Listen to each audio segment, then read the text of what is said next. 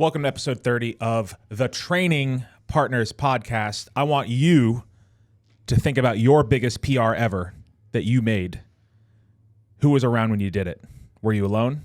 Did you have your coach? Did you have your friends? Who was around you? I'm joined today by actual host of the podcast, Tayler Harris, and special guest, Siera Schuster, who's in town. Glad to be here again. Thank you so much, and welcome back to another episode. I'm glad I could be back on my podcast.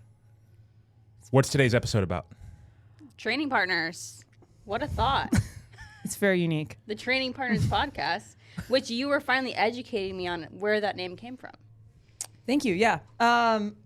So, I mean, I think I've told everyone who's asked about, they're like, oh, this podcast is great. I was like, thank you. This was my podcast. And I say that it's a joke, but Sean and I talked about having a podcast for a while, and I thought the Training Partners was a good podcast name because we were, for a very long time, training partners. Are we not training partners? When do you train? Ouch. Ooh, sick burn. Yeah, I mean, we're still training The partners. tension is rising. But anyways, it came from you guys being training partners. That's where the name Training Partners came from. And I felt like all of the weightlifting podcasts or all the podcasts out there were always like The Bar or like it had something to do with that. Not hating on any of those names or any of those people. Just like I wanted to try something a little different that opened up a little more to maybe conversations outside of just like weightlifting. So I think the intention was because we're not just training partners, we're life partners. business partners. We're business partners. We're partners with Chris. And then it's bringing other partners like a training partner in to do it. So it wasn't really just about you or I or Chris or anything. We are training partners. Mm-hmm. So that is today's topic and subject. I wanted to prompt everybody think about their biggest PR, like the PR that stands out the most in your mind, and kind of go through it. So let's ask that question. You listener at home, comment when did the biggest PR of your life happen? Like the thing that you value the most. And maybe you don't do weightlifting. Maybe it's in a race or something like that. That's fine. Siera, your biggest PR ever, whatever that is, whatever that means to you. Snatch, clean and jerk, back squat, front squat, your favorite. Yeah. Track, whatever. No, I think... Were you alone or was someone there? Both times. I have two specific PRs off the top of my head that meant a lot to me, and most recently it was a 90-kilo snatch, finally landing it from the floor.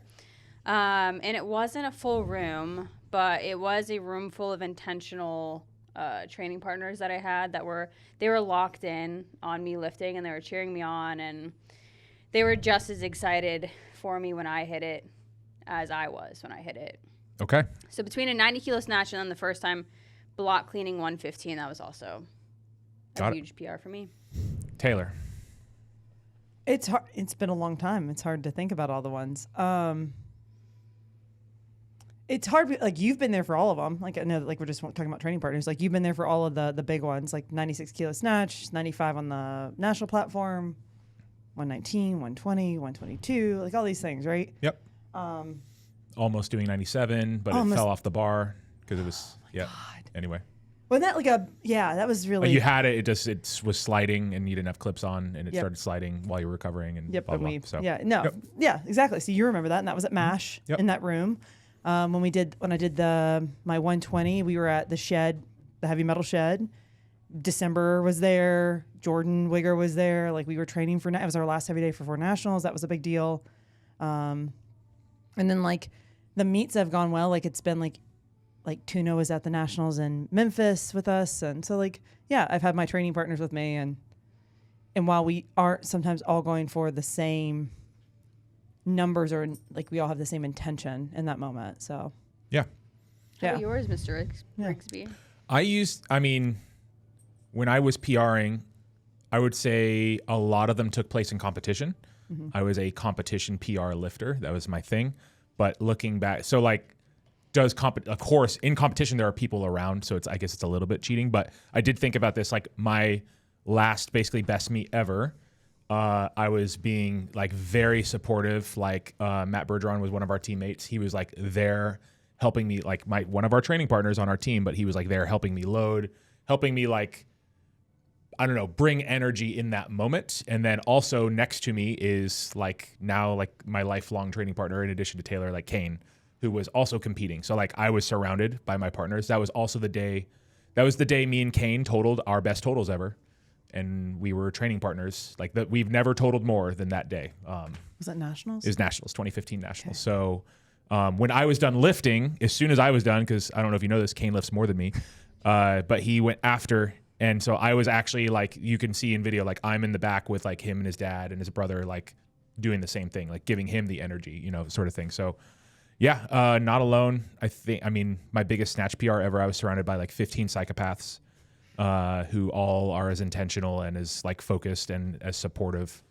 You know, everybody sharing your wins. I think my biggest clean in training ever, I can still hear like Rebecca Gurdon's voice, like being excited for me and stuff like that. So yeah, is surrounded by people. I've had amazing training partners in amazing team situations. So tell us, viewer, if you get to be that lucky, I guess, and share that experience. So it sounds like doing our best usually happen in environments where other people are around. Were your coaches around? Like, was Tony there? I guess I wasn't there when you did like 90 or anything, but like. Yeah, Tony was there. It was like 3 other people. It was kind of like we train at like 2 p.m. and there's like a little core group of people that usually trains at 2 p.m. So Tony was there. He was watching from a distance, and he's actually in the background of the video, like celebrating or like. He's like, yeah. Tony. Yeah. He's always in the background. It's great. Yeah. I was there for every one of your PRs, basically. Basically, I don't know that I can think of one where I wouldn't be. Yeah, no, I think every single one. You were there and probably. I mean, the only one you weren't was like my latest, like my only jerk PR. The only time I think I've ever PR'd my jerk off the blocks, you were not here. I did like 122 off the jerk blocks, which I am trash at jerks off the block. Much better after a clean. So. Okay. Yeah, my coach was there. So why do we think that is? I think there's a couple reasons. There's like sort of scientific reasons from like a neurological aspect of why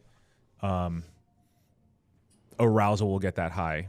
So like your nervous system will literally come up when you're in an environment of probably like as you said, like intentional and nervous people. Do you guys feel that was part of it? Like I'm operating at another gear when I'm around these people, or does not that not have as much to do with it? What do you think? Go back to those moments and think about like your mental state, your feelings, or maybe even just the day-to-day, levels of arousal you have when you're training. I'm going to say each time you go for heavy lifts, PR or not, I feel like your mindset could be different every single time. And sometimes it's simply just because somebody is there watching you that it makes a difference and you want to show off that day. Yep. Or sometimes the people like cheering you on excites you, or, like you need somebody audibly telling you like, let's go. So I feel like it just depends on the day. Okay. On what you need. Tayler?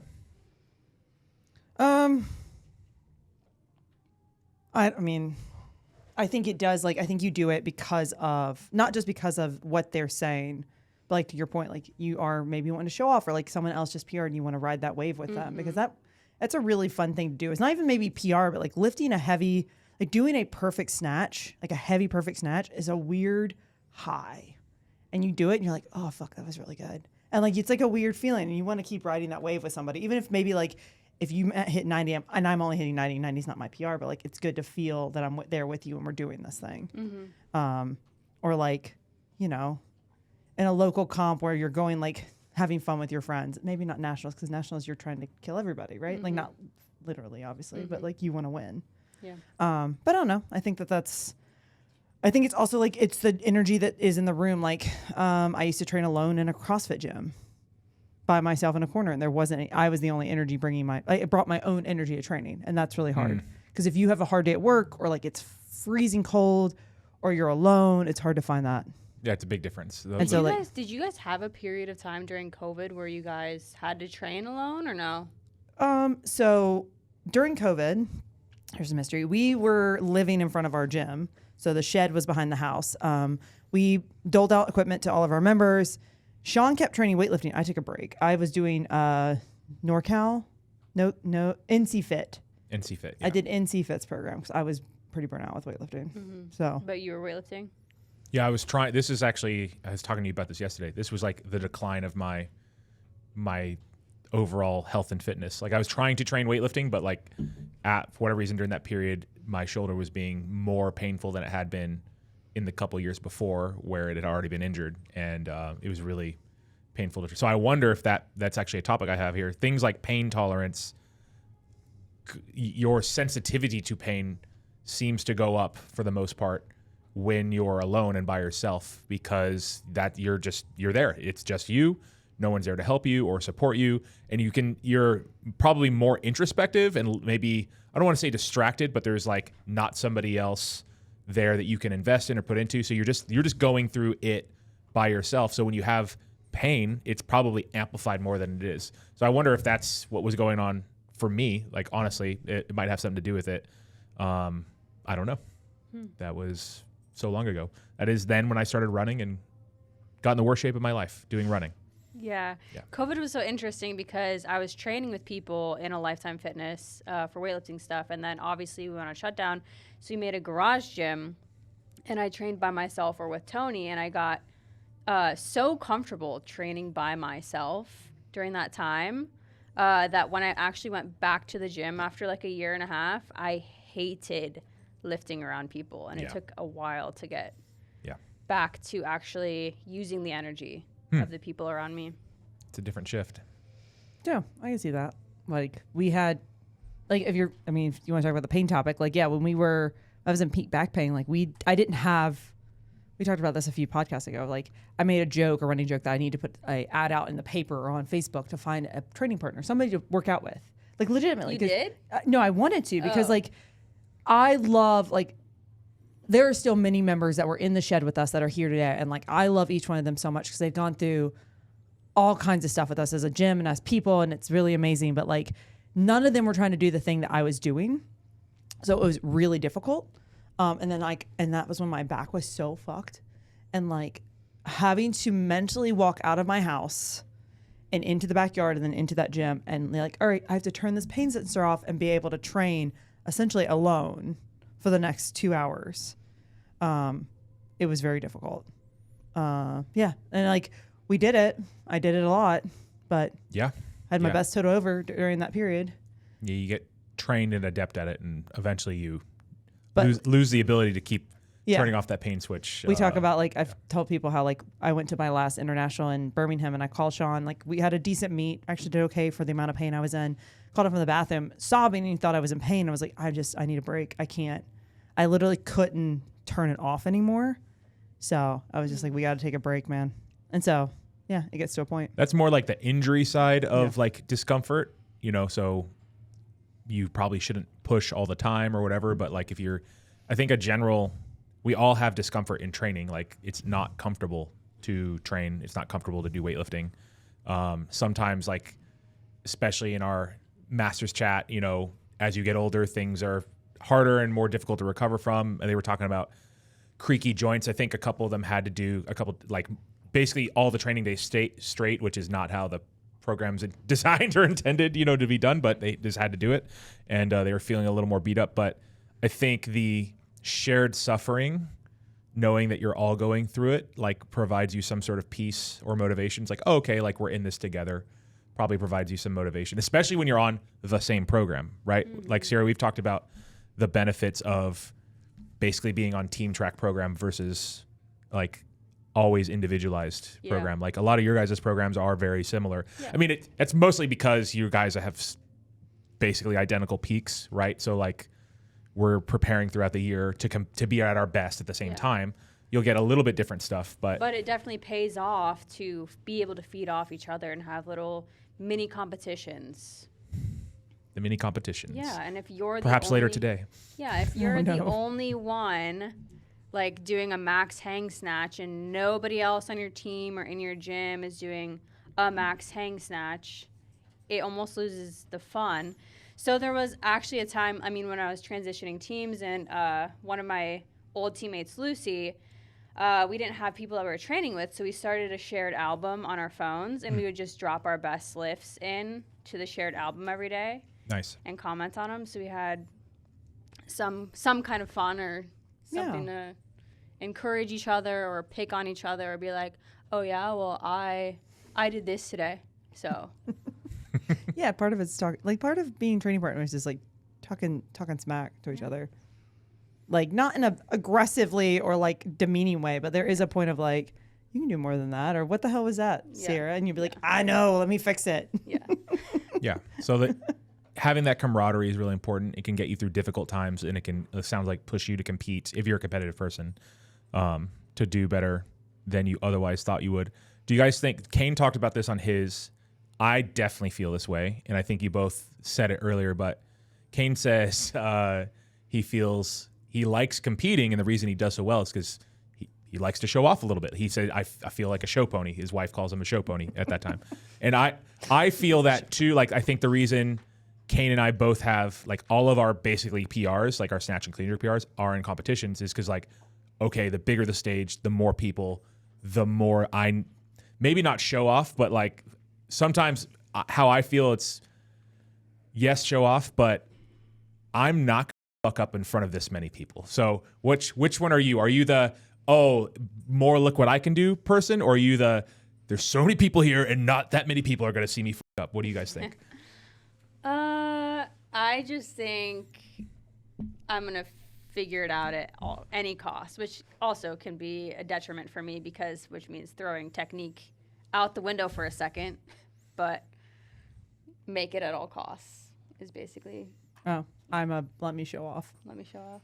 Yeah. Let me put on I actually watched my session from finals, and JP said it best. Like, I like to show off and put on a show for people because weightlifting is kind of boring to watch.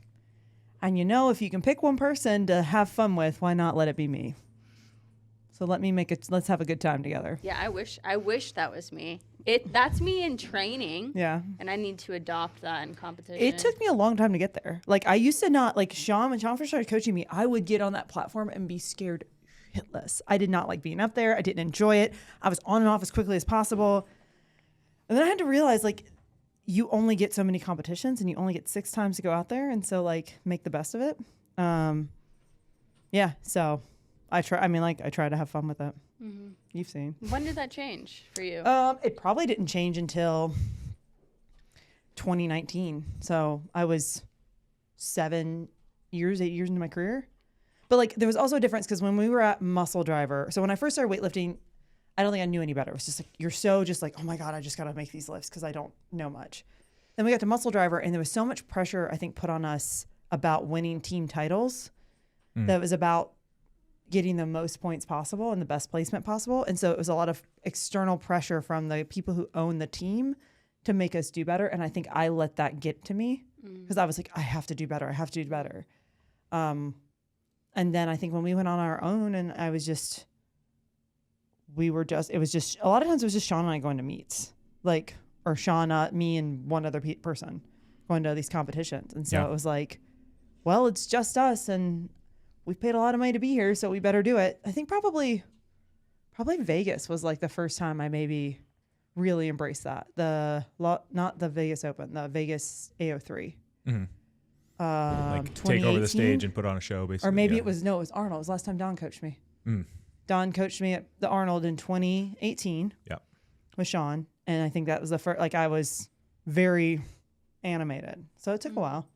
But it was like, once I found it, it was what made it good. Because I like to do that. And it doesn't happen all the time. Like this year's Nationals or last year's Nationals was not that. But I also was hurting. So that's in competition. I mean, in training, having a group of people that you can train with. So we'll get into the logistics of how that helps your training. But, I think there's a reason the Bulgarians used to do this thing. They would do like Max Out Friday. They would literally like bring in girls to watch the boys lift. Like that's an actual thing. It makes total sense. Or they would might go to different locations. They might bring in an old lifter or coach or something like that. Girls seem to be like the main strategy, especially because they were training, 2 to 3 times a day, basically every day, isolated, not a very it's a national training center, but it's not like the nicest place or anything like that. So and it probably was mostly men because women's weightlifting. Really it was all men. Because women's weightlifting really didn't become a thing. Yeah.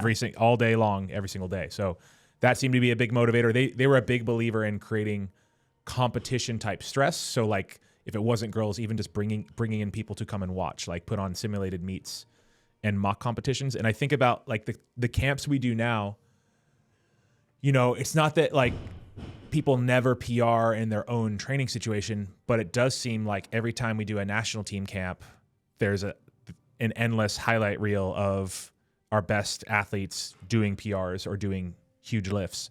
And I can only attribute to that to them being together. Like they're all as focused, as talented, and as intentional. And like no one's coaching them on that day. Like there is no secret cue or secret warm up or secret exercise. It's just, hey, let's put people that want it really bad and are talented and tell them to go heavy. Mm-hmm. Is there anything more to having training partners than that, honestly? All right. So I think there are some, what do you guys think of when you have regular training partners, like people that you're in training with, like we've talked a lot about meets, there's probably some benefits to the actual work that you're doing. What do you guys think about how having, let's say, especially if you're sharing a bar, not just like people around there, what do you think the benefits of specifically sharing a bar with somebody might be in training? Finger snaps. Yeah. Oh yeah. You love it? I won't say I love it, but I think it's so beneficial if you're always on your own bar.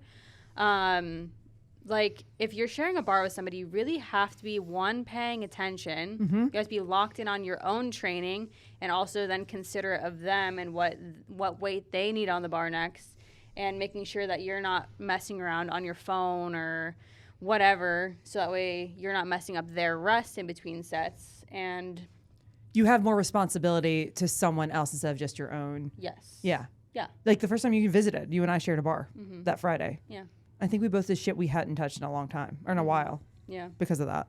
Or I talked about sharing a bar with Elena. One of the first sessions, I cleaned 117 for the first time in like 2 years. Yeah, and it can be nerve-wracking. Yeah. Especially the first time, or if you just mentally don't feel all there, or if you've been having a rough training session. But also, you can feed off of that energy. Like if they're having a good day, like you can almost piggyback on their good day. Or like watching you snatch, you're so aggressive. I'm like, that's gonna be me.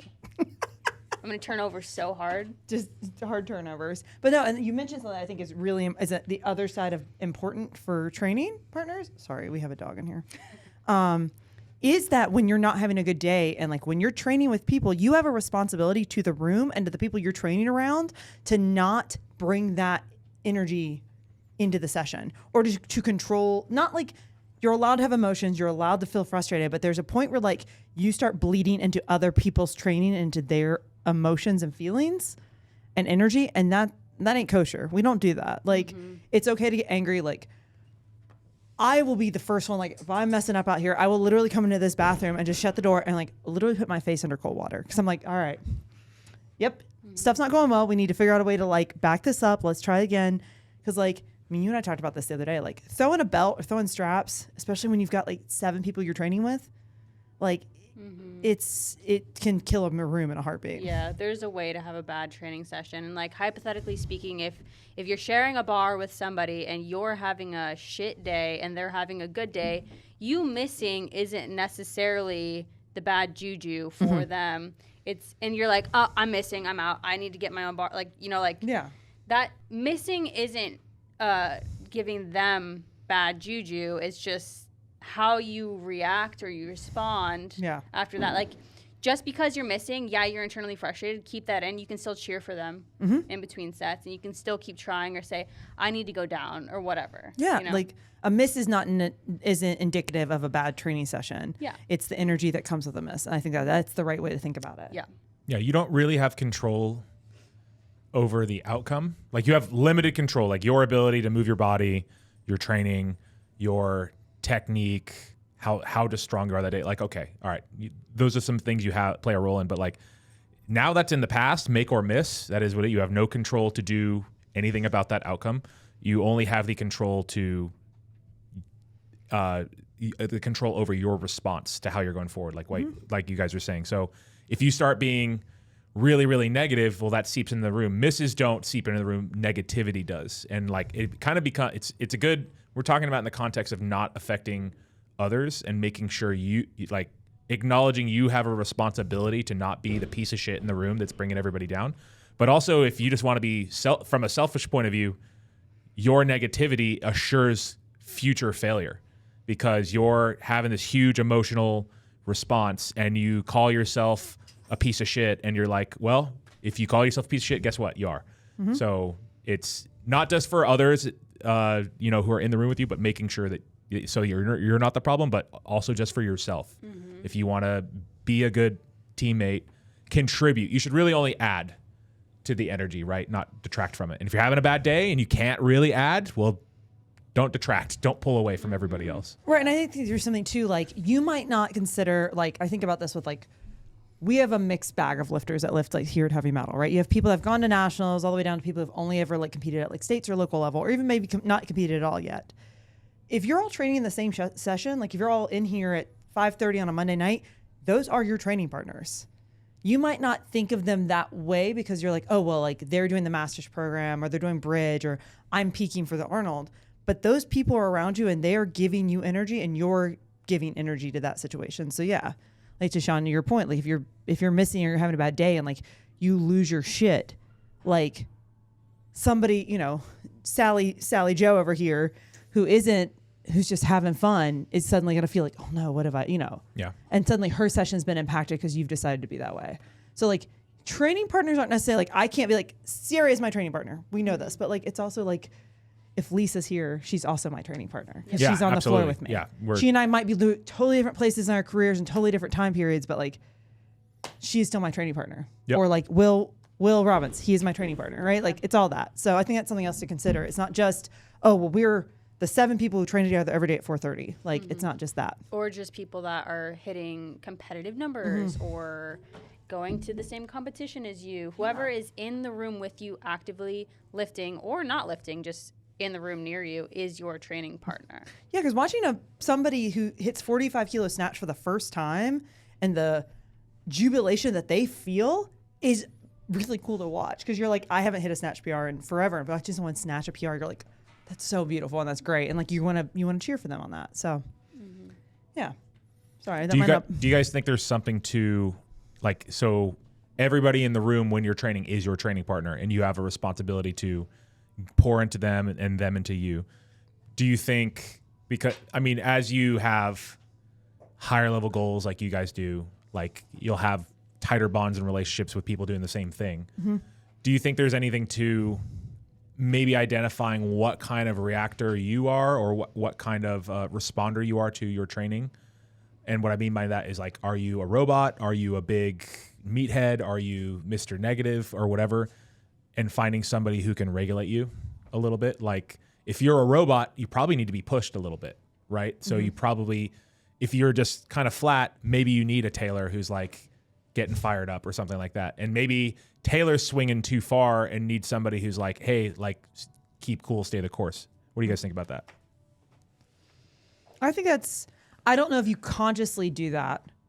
But it's the same way like they talk about opposites attract in relationships. I think it will, kind of happen naturally. Like again, I'll call out Elena. Elena was great for me training because like she was so like, she gets fired up and she's aggressive, but she's here most of the time.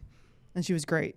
So, or like Becca Gurdon when I trained with Becca. Becca was the same way. Becca was always, really. Even when Becca PR'd, Becca was like here. Yeah, I feel like it definitely depends on the vibes of the day and like how they were looking and their build up, like the kind of energy you give them. It just goes by feel. Because even when the day I hit 90 for a snatch, I was cool, calm, and collected, but intense at the same time. And when I'm snatching, I actually don't like people like riling me up because I need to stay cool, calm, and collected. Yeah. It's like gentle, like, let's go, Siera. Let's go. And the room is like silent. You know what I'm saying? Right. And they could feel that.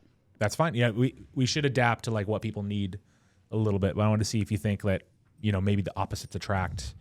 I wonder if in other gyms this sort of happens. I don't know. I haven't really seen environments. I think back at Muscle Driver, we had a lot of different people. And we did have a couple different persons. Like James Tatum was actually a very cool cucumber most of the time until it was a big PR. And I think it's what allowed him to go heavy so often. Yeah. You talk about that nervous system arousal. Like if you have If you're like a low responder, to excitation, but you're able to do your job, it's probably less stressful. That's why like our perception is so important. So, but then we had a lot of psychos too, like people like self included. I mean, even the calm people love to lift with some psychos. We need our psychos, Well, like Ariel was like, she was a quiet psycho. Yeah. She was a quiet psycho. Like she suddenly would you would watch it and it's like a change in her eyes. You're like, oh shit, here we go. Ariel's about to snatch 100 kilos, which is a big deal back then, right? Quiet confidence, quiet, like determination, right? Yeah, absolutely. Yeah. So. Okay. There are like logistical things. Back to sharing a bar. You guys already hit it. When you're literally sharing a bar with person, or even in this environment, when you're on the runners in a place like this, most gyms don't have, I don't remember how many, 4 times 5, 20 different platforms worth of space, like 20 different 8x8 spaces, but they all are in line with each other and it gets really busy out there. You kind of have to play, I call it like the samba of group weightlifting training, where you're like trying to be respectful, safe and respectful of other people lifting, right? So you should be doing this a little bit already, but that's added when you're sharing a bar. It's like, okay, now we're sharing the same equipment. So you're going to have like probably a more honest rest period, right? Because they lift, you lift, and you kind of feed back and forth. And that's good for conditioning. Mm-hmm. That's good for like keeping your nervous system where it needs to be and ready to go. There's the like immediate, like you said, watching Taylor's like, oh yeah, that's going to be me next rep. So there's almost like this technical inspiration that sort of happens. I think that's really, really important. Well, weightlifting is such a large percentage mental. Yep. And the only way you can increase your mental tenacity or flexibility is by training it. And if you only stay in your comfort zone all the time in training and your own personally chosen rest periods and this specific bar and this specific spot with these specific people. Yeah. Sorry, I'm not trying to interrupt. But how are you going to be mentally resilient in a different situation? Yeah, go to nationals and you don't have control. Right. Yeah. Or a local meet, you don't have control of who walks in front of you or who's yelling or what bar you are on or sometimes what platform you're on, right? Or who you're training with or who you're lifting on a comp platform. Yeah, with. I think you got to be ready for anything. Sorry, I remember I think when I went to Romania, there was no chalk. Yeah. Like we had it in the training hall, but there wasn't really any chalk. There was chalk out front, but there's none in the back, right? Yeah, there was no. So I was like, all right, I'm not lifting with chalk today. Like try that for resiliency, or like, I'm dead. Exactly, man. So deal with it. So like, don't. We don't need to make training shitty all the time. Like Taylor and I got an argument with somebody once about like, you should be training only basically training for the acquisition of grit, and it's like, okay, well. Dog, training in like 100 plus degrees every day has like a marked deterioration on my ability to make progress. But like, if it's going to snow tomorrow, it's going to be really cold in here. Should people not train? Fuck no. Like they should show up together and commiserate and suffer through that. But drive safely. A little bit more. But drive safely because Charlotte's not prepared for snow for sure. No. And also so many of us like check out in between our sets. Yeah. Like we mentally check out. Yep. I think they get on the phone or they just kind of get lost wherever. Yeah. And that's not how you create flow state, right? You talked about the phone already. Especially if you're not training with somebody. I'm totally guilty though. I get on social media sometimes in between Awful. my sets.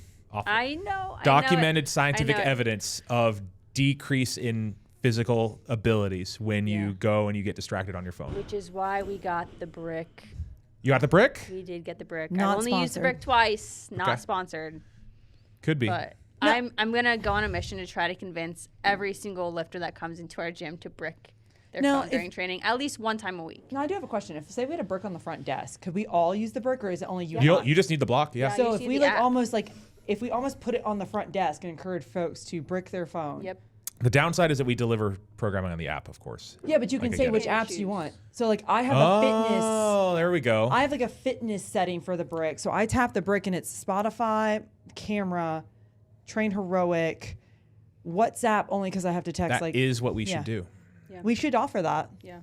Look at us. The only thing, like if somebody walks out of the gym and they forget to unbrick their phone, I think you only get like 3 free unbricks. Like if they got home and they're like, oh shit, I didn't unbrick my phone. Well, then they might buy. Maybe then we go and say, hey, you buy a brick, use code heavy metal. I'm just kidding. I'm kidding. No, you're not kidding. That's a great idea. Like brick needs to get into gyms. I think it's a great. We have a brick here. We have a brick at the house. We've had them for like 2 years. Sean got them, and for the first 6 months, we utilized the hell out of them, and then slowly, I stopped using it. I've been bad about using it. We need to use it again. Okay. But no, hang on. You guys said something. Oh, we were talking about training together on the same bar. Sorry, I had a thought before we talked about the brick. Not sponsored. I think, too, it's important when you're training an environment. Again, whether you're on the same program or all just training together, I think it is important, talking about staying off phones, watching your training partners and not, like we were talking about this last night, like people just like running their mouths maybe behind. Like there is some point of like there is a level of respect to have like around training partners and realizing like, I'm not telling you to be golf and not to talk and not have fun at training because that's what we do. This is training. But like there is like, if I see you going for a heavy 115 clean, I'm gonna be like, pay attention. Pay attention to Siera. Not only for like support, but safety.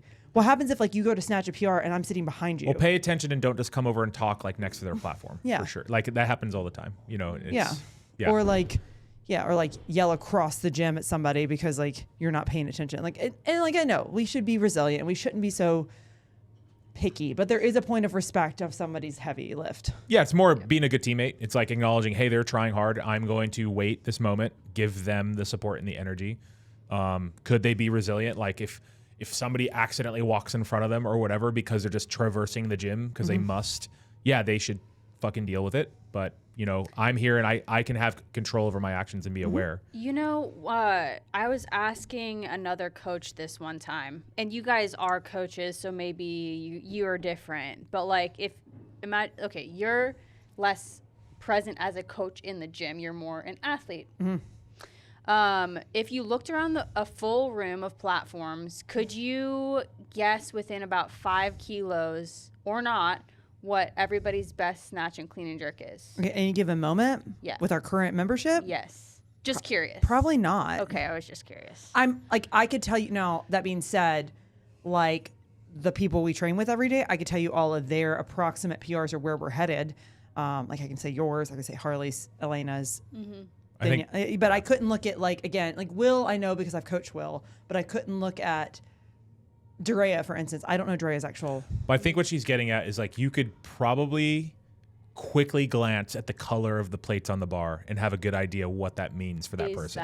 I can more or less. I think too. Like I'm a little bit more perceptive of people's like emotional output, and so I think I could look at somebody and see that they were being a little bit more emotionally invested in a lift. And I think I could tell if it's a certain thing. I asked that question because like sometimes I've been to some gyms where you could ask a random member who regularly trains with the same 10 or so people, what's their max snatch, and they have no clue. Oh, wow. Not even an idea of what their best snatch or clean and jerk is, because they're so zoned in on themselves that they're not paying attention to anybody around. It's like the classic eyes down headphones lifters, and they're literally not paying attention to anything else. That's interesting. But themselves. Yeah, I don't recommend that. I think, our first core value is team first, and it's tied into all this. It's why we are talking about it. You will go way farther with investing in other people and then investing in you than you will with that approach. I know that's difficult for people. Even if you're on 2 different programs. It's just you become part of this collected supportive energy things. I was kind of trying to end our talk with that. So I'll stop on that. Like, it's like a longer term strategy. I want to shift it back to more in the moment, like sharing bars, staying off of phones, staying engaged. Siera, you don't really get to do this, but you get to benefit from it when you're here. And then Tayler can talk about it since she basically gets to live it every day. Like, we've set it up, at least for national team, where there's this core group of people who are committed to shared training times, to showing up and starting at the same time. And so like the downside is if you have something individual you need to work on, or you're a little bit older like Tayler or whatever, you just have a longer warm up, like you might feel rushed or whatever, whatever that is. But the upside, like, talk through when you come here, do you feel like it's better when we do like a shared warm up and things like that? Do you feel more engaged, less engaged, or does it not really matter? I'm not gonna lie. Doing a shared warm up when I come here is so hard for me Because you're I'm by yourself? so used to rolling on my own schedule and like going off what I need for my body and not starting at a specific time. Like people will make fun of me at my gym because like I'll just like sit there for like 15 minutes and they're like, "You gonna warm up yet?" And I'm like, eventually, I'll get there. You know, and it's like whenever I feel like it. And so having to like start at a very specific time actually messed me up the first couple times I came here. That's just the warm up though and getting started. Does it end at the warm up? Yeah, I would say once I start moving the bar, then you're kind of just on your own. I think I don't know that you are on your own. Well, not on your own, but like you can kind of pick a pace. So the shared warm up could be problematic, but I think what the shared warm up aims to accomplish is that you're all taking bar at the same time, so you're all going through the same sort of stimulus at the same time, and the choreography of we're training together and we're raising up, and I think that's the important part, right? More or less, or would lead to sharing a bar potentially. Yeah. Tayler, what do you think about shared warm ups? I really do like them, but it is difficult because like I come from work and I'm like, all right, I've got exactly 30 minutes to do this. And it was great. Like I'll say leading up to this, like up to finals, I had my like warm up very specific. And now that like I'm working with Jason, I've got additional things. So it's like, I felt stressed personally recently on it, but usually I love it because it's like, all right, it's almost like to me, it's like the shift in this is now time to train. So like, it's almost like we talked about gear. You talked about finding gears. It's almost like I'm finding out, okay, we're in training mode now. Like I'll be on my phone for like work stuff for a little bit while I'm warming up, just like making sure that teams, we've got stuff done. There's no lingering emails. But the minute we go to a team warm up, like I'm on do not disturb. We are just doing training. Yeah. And that's kind of the intention by it. Like we do things in the shared warm up that are just more fun to do together.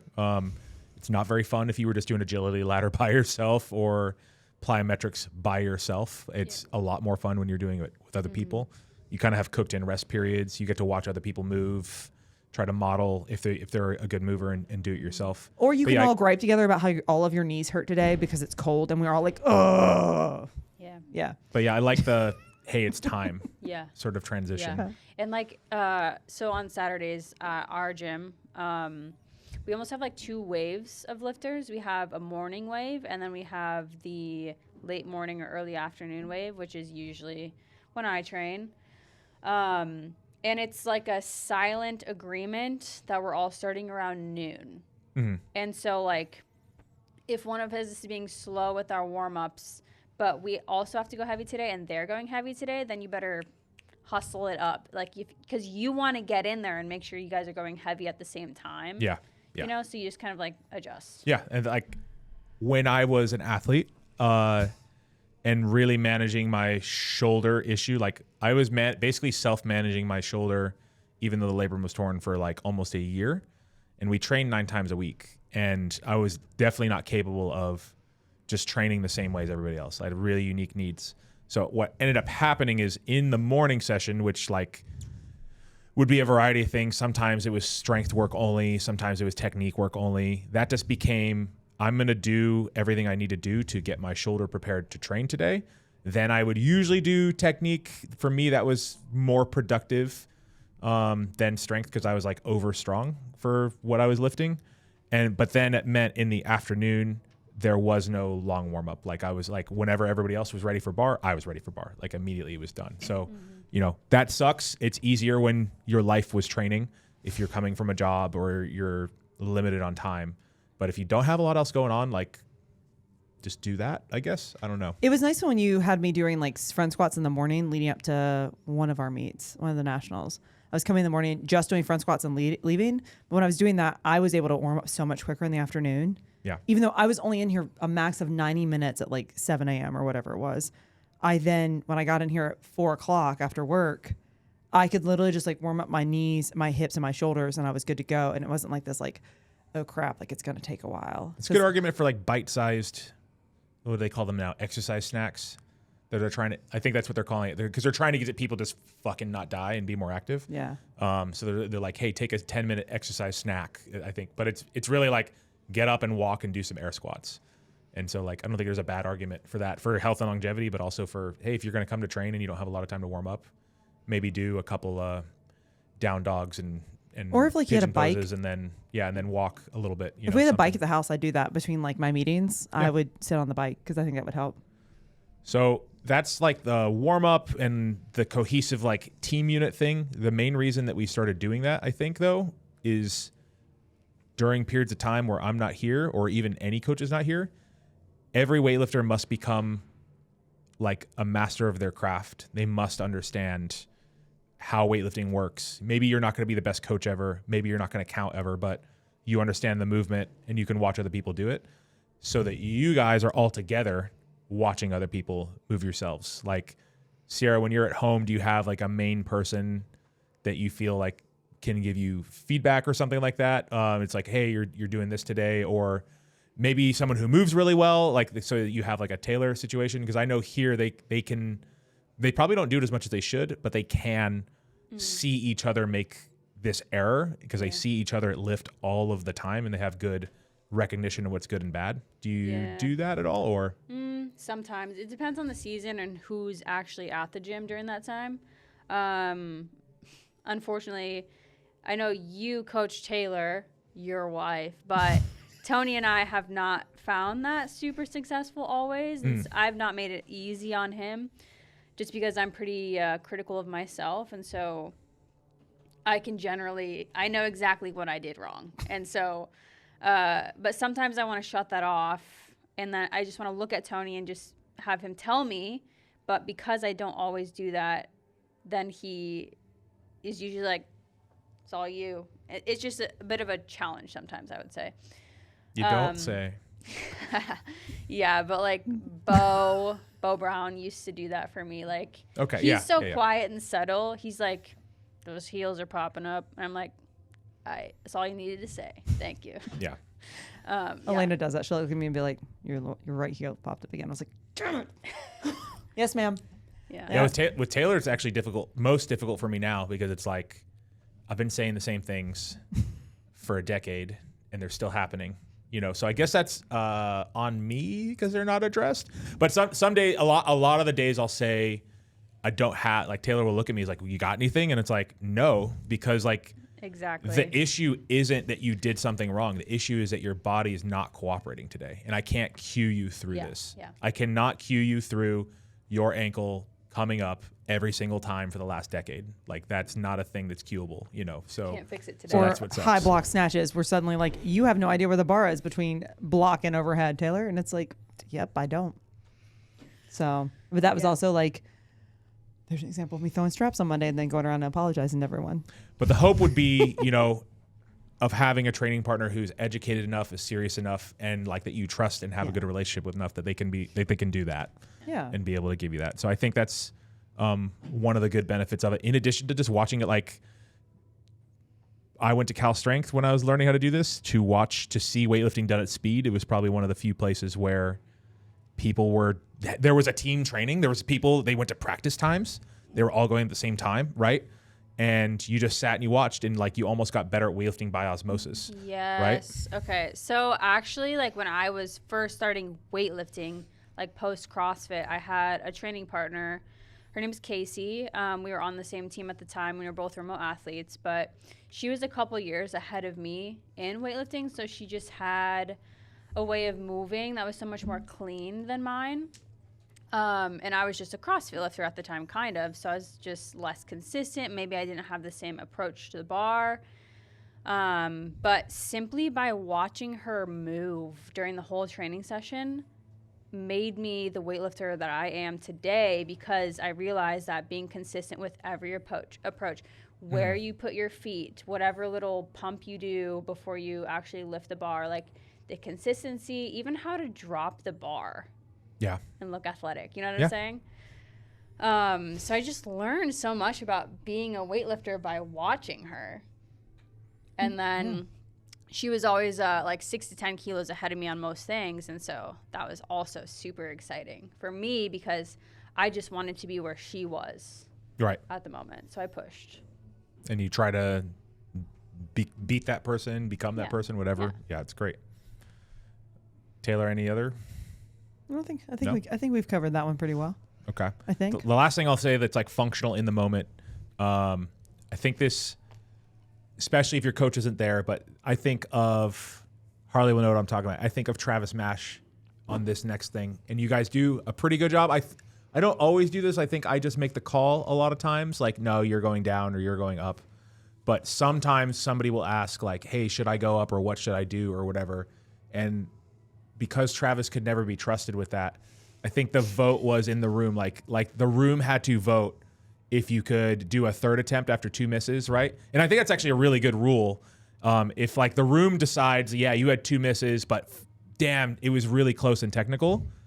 What's up? What you got? Sorry, Heartland Strength. Sorry. We have a new process. That's brilliant. A collective vote. A collective. So like a third attempt. People in the room. It's like, I think a 2 miss rule is really good. Like very rarely will a person make after 2 misses. If it's like technical or, you know, a one where you might see it, it's like if they're not very stable overhead in like an overhead squat, like this would be a good opportunity. Like I was like, oh, they're just like losing it. Like the pull was great. Everything's fine. Like they're not misdirecting it. But if you're just missing the fuck out of it or you're clarking it, like why would you even ask, you know, sort of situation.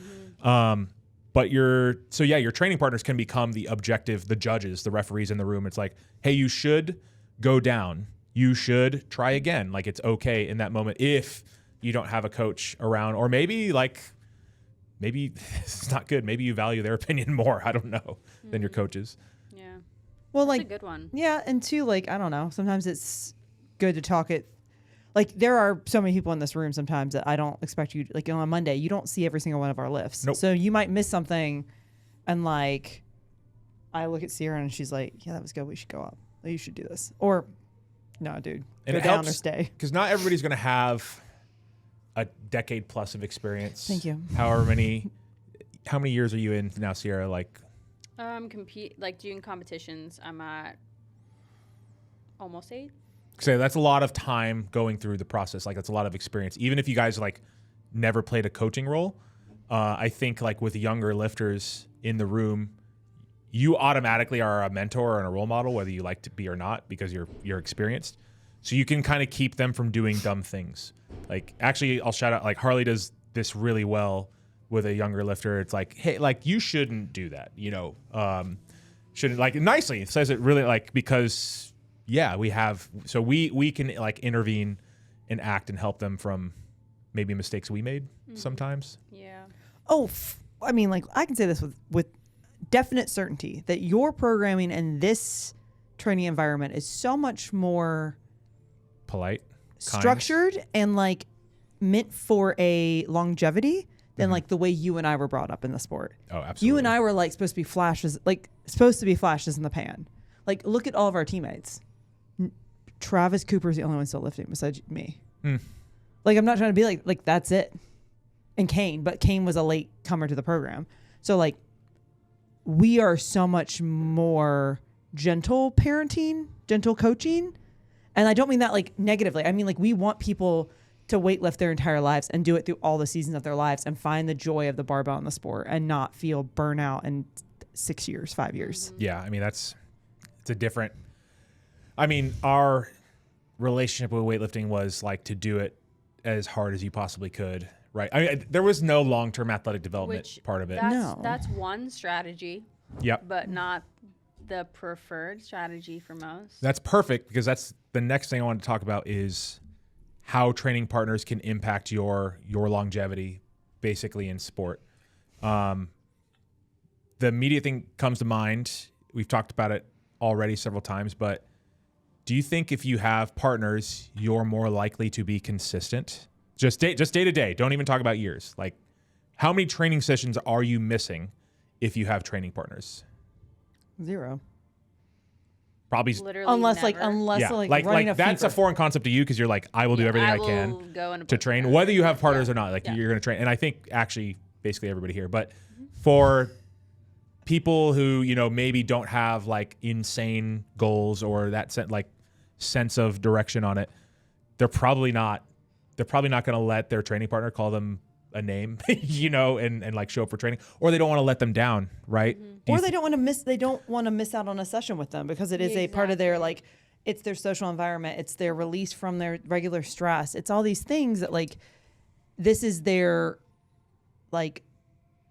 crew, their, I don't know, like their pack. And I hate to use that word, but like, that's what this is. Like, watch people come in. They're like, I had a shit day at work, but I'm coming in because like, I want to train. I want to do this. Yeah. Think of your Saturday 12 p.m. crew. Like they're not going to let each other miss. Right. For sure. No, but even the people that, I mean, we have a handful of athletes right now that have minor injuries or they're working through them.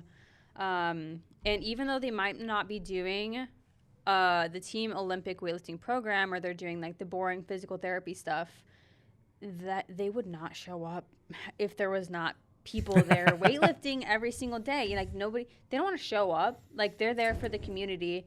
And because the community is there waiting for them, they are doing their physical therapy and they're showing up.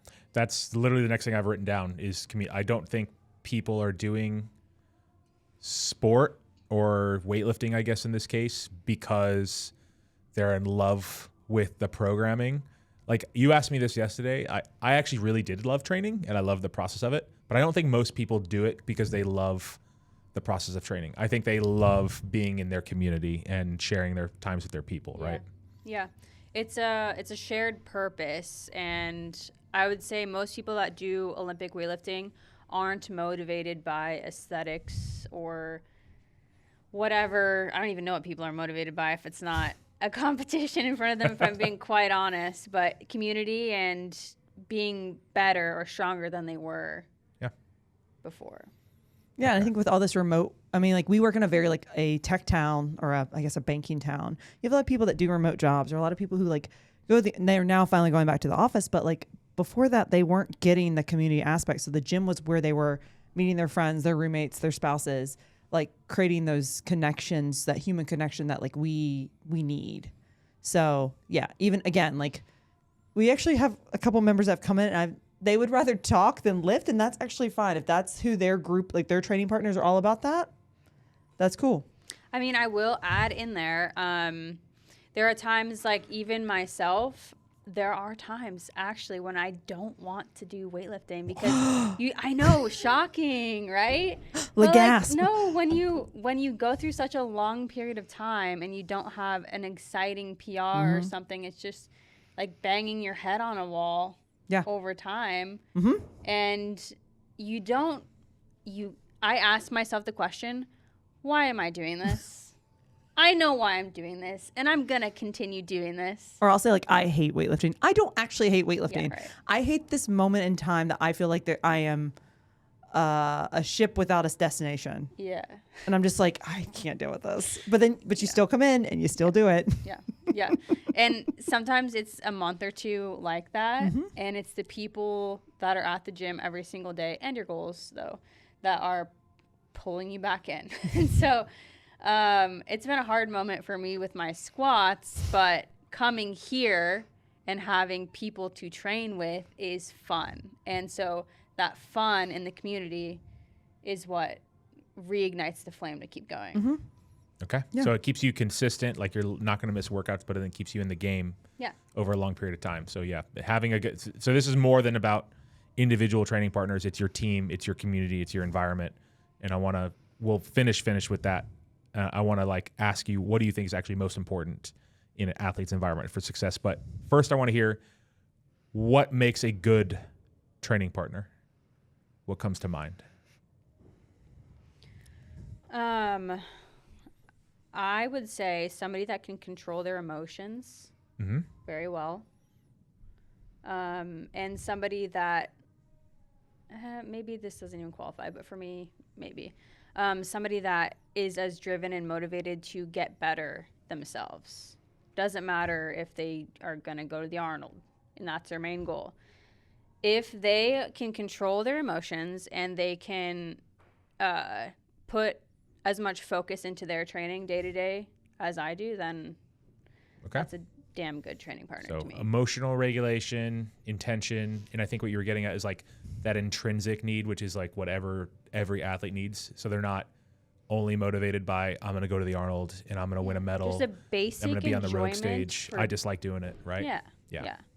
Taylor, what makes a good training partner? I think this has changed with me over time, because I think when I first started or like got to Muscle Tower, I just needed other people to make me feel like to, have that support, that external support. But I think over time it's become more of like the external support is still accepted. So I think there's a part of like respect, mutual respect. And then I'm trying to think of other, like, yeah, I think like having goals, not necessarily, again, the same goals, but just having someone who has intention and has some kind of passion for what, like the sport, like, again, whether you're a year in or 10 years in, like having some kind of drive and passion and like, yeah, and I don't necessarily need emotional, I get what you're saying with emotional regulation. I don't want to say like emotional regulation where it's like you're suppressing what it is, but I do think there is something like that's what the respect is, right? It's a respect of like where I am in training, where you are in training, us as humans, us as training partners, us as people.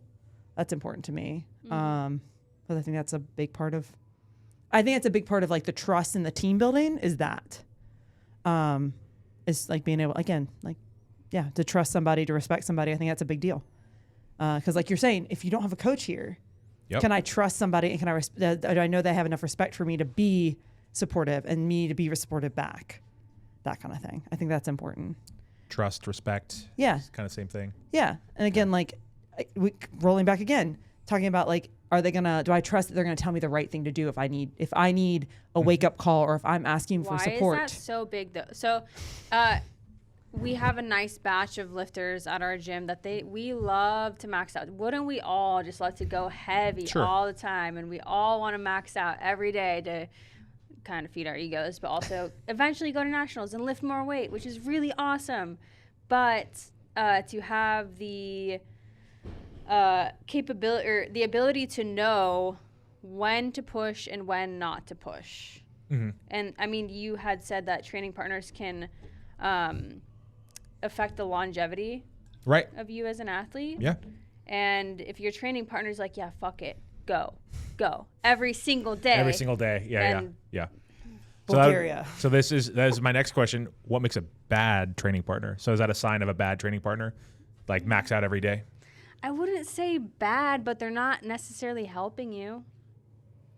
So if there's a time and a place. Bad. Okay. No, I said every day, like maxing out greater frequency, like always 100% pushing. Yeah, probably bad. Yeah. Again, emotional like not being able to regulate their emotions to the point of like we've talked about this already, like somebody not being able to control like, hey, I'm missing, and realizing that like it's how you control the emotion after you miss, not the miss itself.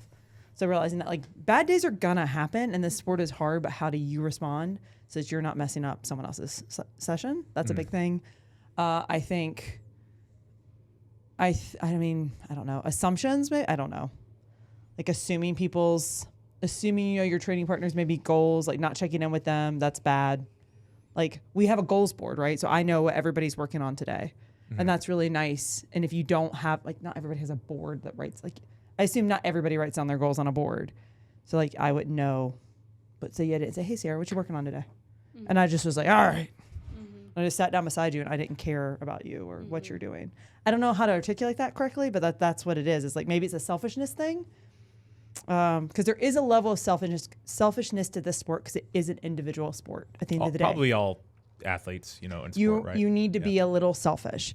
But there is a point where like it's detrimental to both your environment, your training partner, and yourself if you are too selfish. And I feel like there are phases of your life maybe where you're more or less selfish. Like if you're going through a really hard time mentally and you just need to throw in the AirPods and lock the fuck in, maybe that's a month, but it can't stay like that.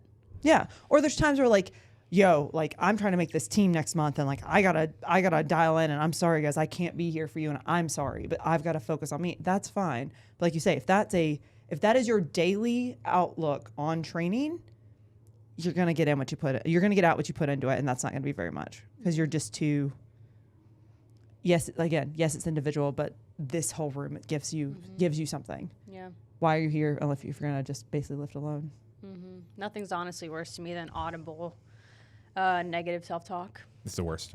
That is. What about internal negative self-talk? I mean, we all have a little internal negative self. I'm not saying it out loud. Like I was sitting on my weights last week, staring at the ground, and somebody's like, "You good?" I'm like, "Yep. Just give me a second. Just fighting demons." We don't need to talk about it out loud. Harley says she sees my face changes. She's like, "Oh shit," because in my mind, I'm like, "You dumb bitch. What are you doing?" Right? Right. But and I'm like, I'm not going to say that. As soon as you speak it out loud, now everybody else is carrying that. Yeah. No, and that's not anyone else's. That's someone else's burden, but mine. Yeah. Yeah, the negative self-talk or spreading your negativity into the room, which is, we already talked about, not what you should be doing. So that'd be a sign of a bad training partner to me. But audible, like, we all fuck up, like, and we all are hard, but like a pattern and a history repeatable of like always being negative, even if it's only about yourself, goes out into it. I think what's funny is we're kind of just talking about what it takes to be just a fucking good human being and like to have your shit together.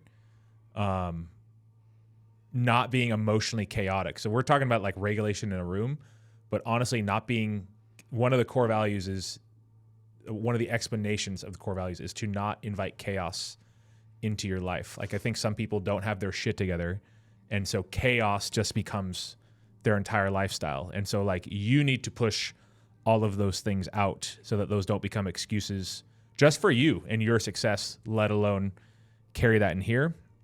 And then on the like respect and trust part, I think it'd be really hard to respect or trust somebody who's dishonest. Even if it's like, we had an issue with a training partner actually who was repeatedly like stupidly, like dishonest about stupid things, like things that don't matter, like little white lie things.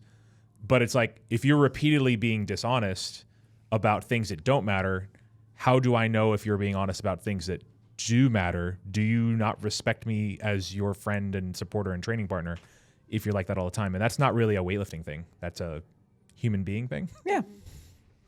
Yeah, because I guess like any of those people, anyone that like embodied those things we talked about, good training partners would be somebody I consider a good friend or a good person.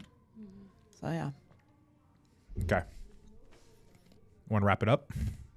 Sure. We know. So hopefully we've set it up that training partners matter. Like, I think I've said this for a couple of years because people always want to know about programming. What's the secret to programming? How, what program do I got to be on? What exercise do I need to do? What rep ranges? How many days? This or that? Like, over and fucking over. Like, this coaching club, they have this special spreadsheet that has this special program that's going to make me better. Or this is the latest Chinese secret on this program. And I think I've said on record, hopefully on this podcast, I think programming is the 5th most important thing for like advancing in weightlifting. And I'm doing that maybe to be a little obnoxious because obviously it matters what training you do. But for me, it's 100% number one is the environment that you're in. And your training partners determine what that environment is. What do you guys think? I agree. Yeah. I mean, actually, I learned that a little bit by joining heavy metal because, I mean, I was generally on a pretty highly individualized program, I would say. But then coming here, like if I suck at low blocks, well, everybody's probably doing low blocks. And I don't need a very special exercise in every single block away from everybody else. Sometimes there is value in just... the isolation. Yeah. Sometimes there's value in just doing what your teammates are doing. Like, it doesn't need to be specially constructed every single session and every single week. Yeah. How does isolation feel, Taylor? Oh, it's amazing. I love it so much. No, it's the worst. Like, Sean and I actually, every time I guess a couple times after I got injured, it would be literally my own program, and it would be the worst. Like, it was some of the worst mental training of my life because it wasn't fun because you're alone and you're hurt. And like, there's so many things you're just like, you're not even resentful to other people. You're resentful to your own body about it. So yeah, isolation's not fun. Yeah. And like doing your own program isn't necessary. Like, Sean does a great job of like, we're all pushing to the same goal right now, approximately. But like all of our strength work and our accessory work is individualized to what like our weaknesses are. And like, or like they're all doing hangs. I'm doing blocks because I can't do hangs because my back gets pissed. But like, it's essentially the same thing. So yeah, sorry, Sean, go ahead. Yeah. Or the volume and intensities are individualized. Like, Sarah can't do the intensities. Sorry, Sarah. She would say that. Not No, to out her. she would say know that. Sarah can't do the intensities I program for other people, but then I could give her a ton of reps and she'll get it done. Mm-hmm. And then Siera needs both. Actually, Siera needs like more ramps to like do an intensity, and then for her to make progress, she needs more volume than probably most of you could do. I'd say so. Like, yeah, all that depends, but we don't need to do special different training. I think I was learning about return to play for sport athletes, and I was listening to a lecture, and I told Tayler I was sorry, for not understanding, because I didn't understand. And what's funny is because I went through it as an injured person. I was isolated by myself doing my special shoulder shit, but I guess I got the benefit of like in the afternoon I still got to come play with everybody else. So maybe that's why I didn't really acknowledge it or understand it. And no one was doing my process. I was doing my process. So it's really hard to be reflective or have some when you're on your own figuring this stuff out. Yeah, and it's already so lonely when you are injured because you're not able to do the thing that you want to be doing. It's the worst possible time to be isolated. Like they already don't get to do the thing. They're already in pain, and now you don't get all the benefits that we just talked about, right? Mm-hmm. So yeah, we're speaking about the worst thing you can do is take an NFL athlete or a collegiate athlete and be like, hey, you're going to just go and do no training that your teammates are training. Mm-hmm. And instead it needs to be, let's figure out how to modify this thing so you can still like, you still need to come to team meetings. You still need to come to team warm up and like all this other stuff. And like, yeah, you can't back squat right now. So you got to go do something else, but you're still there integrated as much as possible. So anyway, environment, really, really important. It's dictated by your people that you have in your life, like your partners too. Like that was the last thing I wanted to tie together. We're talking about your training partners when you come to the gym, the people that you make the shared iPhone, iCloud folder with, but even the people in your life, like they're your support system. If you're going to be successful at whatever it is you're doing, especially in sport and athletics, you need to have partners that are supporting you. So if you're in a bad environment, you'll be shocked. Like, again, it's not programming. It's not technique. It's not special exercises. It's, does this person have Maslow's hierarchy of needs met? And then their emotional, social needs met, that they can feel like they're going to train and be consistent. And training partners play a big role in making that happen, whereas programming doesn't. Yeah. So anything else, guys? I think that's pretty good. Remember to tell us in the comments, think about your biggest PR ever. Who was around? See you next time. Tag your training partner. If you don't have a training partner, get a training partner.